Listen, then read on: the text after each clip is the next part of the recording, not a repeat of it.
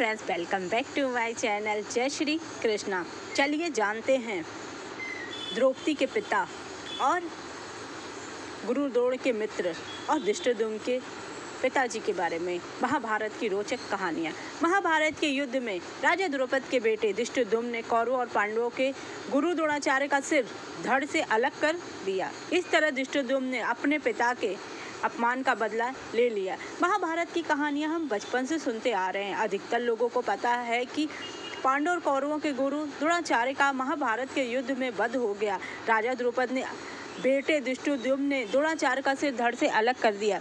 क्या आपको पता है कि द्रोणाचार्य के वध के पीछे की सिर्फ युद्ध ही नहीं बल्कि कुछ और भी वजह थी। द्रोणाचार्य ने अपने बचपन के दोस्त द्रुपद से अपमान का बदला लिया था, उसी के चलते उनकी जान गई।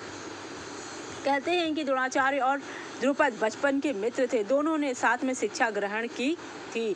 एक बार द्रोणाचार्य की आर्थिक स्थिति बहुत खराब हो गई थी। उनके घर में खाने के लाले पड़ने लगे थे। वे अपनी पत्नी और अपने बच्चे का भरण पोषण नहीं कर पा रहे। द्रोणाचार्य स्वाभिमानी थे, लेकिन अपने बच्चे अश्वत्थामा की दरिद्रता उनसे सहन नहीं हो पा रही थी। इसलिए उन्होंने अपने बचपन के दोस्त द्रुपद से मदद मांगने की ठानी। द्रुपद उस समय पांचाल देश के राजा थे। द्रोणाचार्य ने अपने मित्र से मिलने पांचाल देश पहुंच गए। जैसे ही वे महल में पहुंचे तो राजा द्रुपद ने उन्हें पहचानने से इनकार कर दिया।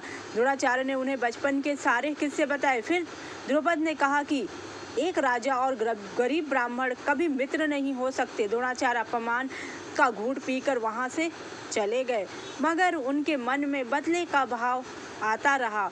इसके बाद वे कुरु देश आ गए और पांडवों और कौरवों को शिक्षा देने लगे। शिक्षा पूर्ण होने के बाद अर्जुन ने द्रोणाचार्य को गुरु दक्षिणा देने के लिए कहा। द्रोणाचार्य ने गुरु दक्षिणा में पांचाल राज्य पर आक्रमण करके द्रुपद को बंदी बनाकर उनके सामने लाने की मांग की। अर्जुन के नेतृत्व में पांडवों और कौरवों ने पांचाल पर आक्रमण किया और द्रुपद की सेना को हराकर उन्हें बंदी बना लिया। फिर वे द्रुपद को द्रोणाचार्य के समक्ष ले आए। द्रोणाचार्य ने अपने अपमान का बदला ले लिया। हालांकि द्रोणाचार्य चाहते तो द्रुपद को हमेशा के लिए बंदी बना लेते या जंगल में छोड़ देते, मगर उन्होंने ऐसा नहीं किया। उन्होंने आधा राज्य अपने पास रखा और आधा राज्य द्रुपद को दे दिया।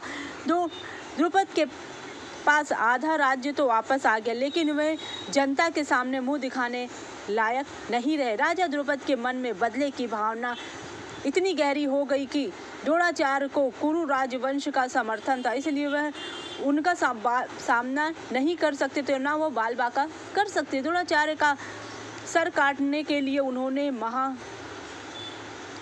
करवाया, क्योंकि उनके पास शिखंडी नाम की एक पुत्री थी, लेकिन वह भी उनके अपमान का बदला नहीं ले सकी। इसलिए उन्हें स्त्रियों से बहुत नफरत भी हो गई। उन्होंने यज्ञ के द्वारा उसी यज्ञ की अग्नि से एक तेजस्वी बालक का जन्म हुआ। उसका नाम रखा गया धृष्टद्युम्न।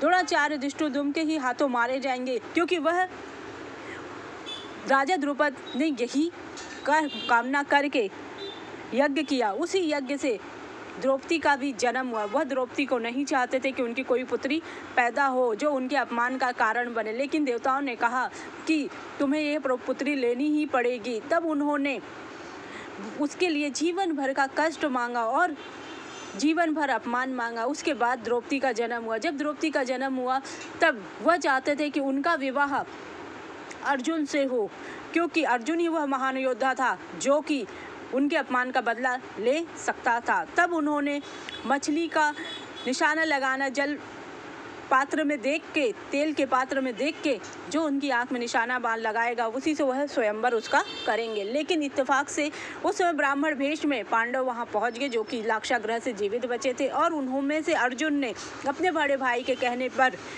वह लक्ष्य भेद दिया, और जिसके बाद अर्जुन और द्रौपदी का विवाह हो गया। द्रौपदी का विवाह होने के बाद जब वह अपनी सास के पास गई, सास ने अनजाने में कह दिया कुंती ने कि ये पांचों आपस में बांट लो, क्योंकि उन्होंने कहा कि हम माताश्री आज बहुत भिक्षा लेके आए हैं।